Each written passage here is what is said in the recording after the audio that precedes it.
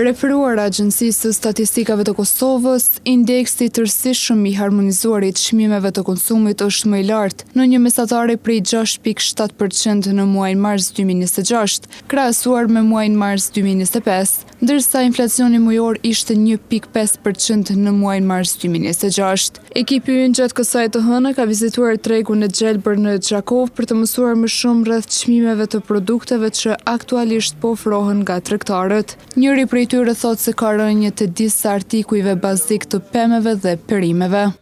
Pallegjoni, speci kastraveci, stotria janë kon një gjys, dë gjys.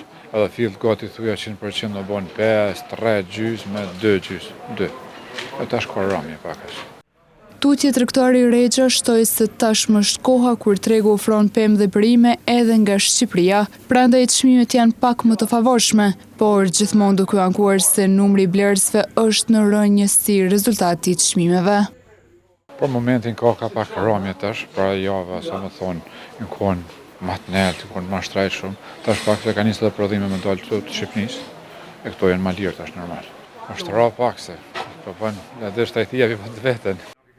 Mirë po blerësit prapa kamerës shprehen se çmimet aktuale po ju vështirëson blerjen e të gjitha produkteve të nevojshme në një ditë tregu. Kujtojmë se sipas raportit për muajin mars, të dhënat tregojnë se niveli i përgjithshëm i çmimeve është ndikuar kryesisht nga shtrejtimi i disa kategorive kryesore të konsumit. Rritjet më të theksuara janë regjistruar te shërbimet që lidhen me pajisje personale të transportit, plus 42.5%, biletat e fluturimeve plus 38.4%, si dhe furnizimi me ujë dhe shërbimet që lidhen me banim, plus 31.9%.